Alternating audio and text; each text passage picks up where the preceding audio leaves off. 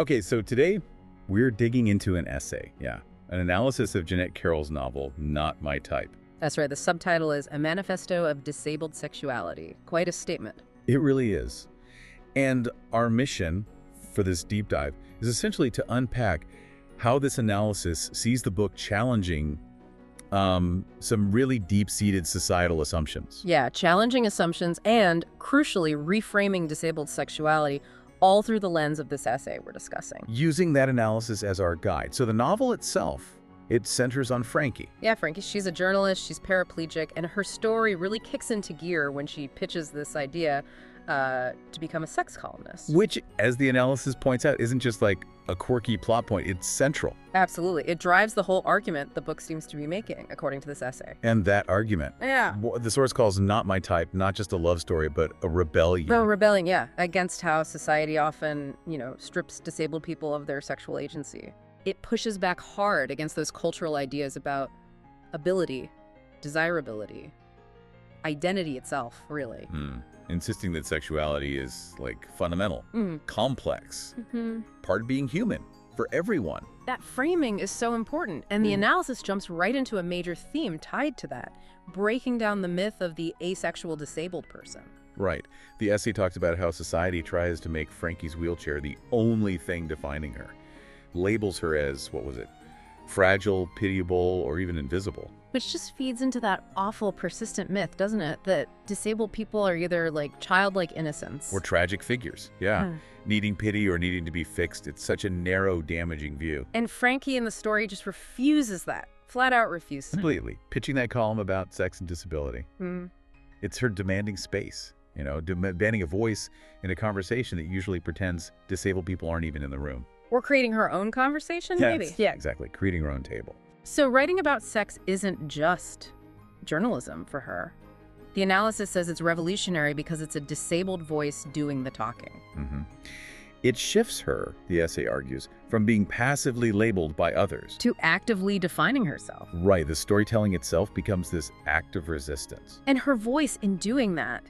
The source uses words like sharp, vulnerable, funny, and completely unapologetic. That last one feels key. Totally. And it stresses she writes for herself. It's not about, educating the non-disabled public as some kind of... As a public service, yeah. It's about reclaiming her body, her story, on her terms. She's not performing for what the essay calls the able-bodied gaze, not playing to expectations. Which is a perfect lead into the next theme the analysis tackles.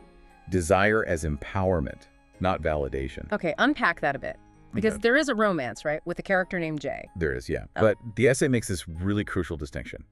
Frankie's empowerment, her sense of self-worth, it doesn't depend on Jay's love. Okay, so his role isn't to complete her or something. Exactly. He's described as respectful, supportive, genuinely attracted to her. And the analysis emphasizes this. Attracted to her as she is, including her disability, not in spite of it. That's a huge difference from how these things are often portrayed. It really is. He doesn't fetishize her, doesn't treat her like some marvel just for, living her life. And so his love doesn't fix her. The novel actively avoids that, right? That common trope where the disabled character gets redeemed by able-bodied affection. Completely avoids it. The analysis makes it clear.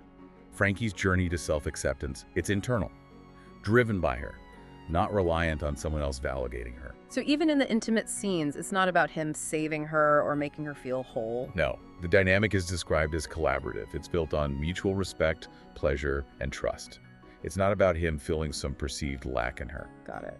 So for Frankie, desire becomes, what did the source say? A space of freedom. A space not of risk, but of freedom. A place where she feels seen, wanted, and powerful on her own terms. That idea of power, internal power, feels really central.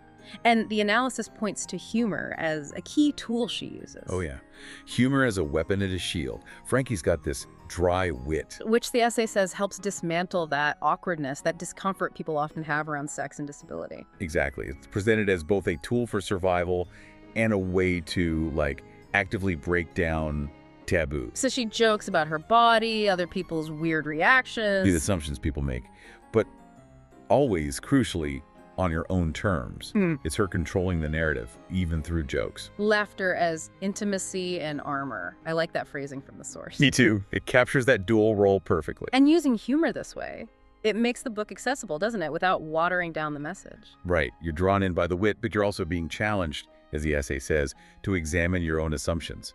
It's not just asking for sympathy. It subtly forces you, the reader, to ask those big questions the analysis points out. What is normal anyway? Why do we police bodies and sexuality? Who decides whose pleasure matters? Yeah, those questions hang in the air, provoked by the humor and the story itself. It's smart writing, using style to make you think without hitting you over the head. Definitely.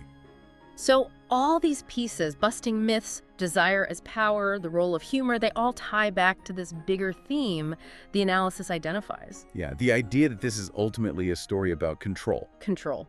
Okay. Not just physical control, but Control over her story, her pleasure, her future, everything. which is powerful, especially considering her life post-accident, as the source notes, was probably full of other people trying to make decisions for her. Exactly. So through her writing, through sex, through love, she's reclaiming agency in every sense of the word. Now, the analysis is fair, right? It doesn't paint this as like a simple, easy journey. No, not at all. It explicitly mentions insecurities, misunderstandings, and moments of fear.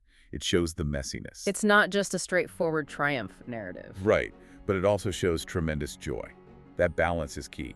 The essay highlights that the novel avoids flattening Frankie's story. Avoiding what it calls inspiration porn. Ugh, yeah. Or just straight-up tragedy.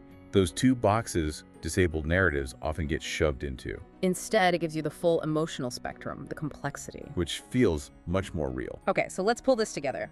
The analysis concludes that the big impact of not my type is what? That it does something pretty rare, especially in romance.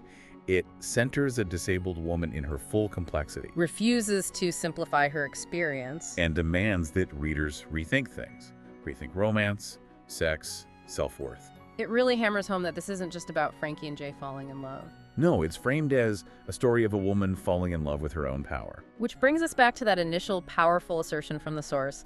In a world that often erases or distorts disabled voices. Not My Type is more than a love story. It's a manifesto. Whoa, that's a strong claim. It is. It suggests fiction can be this really potent declaration of existence, of worth, just through one character's honest story. It definitely makes you stop and think, doesn't it?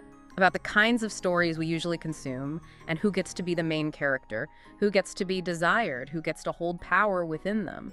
You start questioning those unconscious biases we might all carry just because certain voices haven't been centered. So maybe the thought to leave listeners with, drawing from this analysis, is something like, how does hearing from voices we don't typically hear really hearing them in their full complexity, how does that challenge your assumptions? Yeah, and maybe even change how you see the world around you.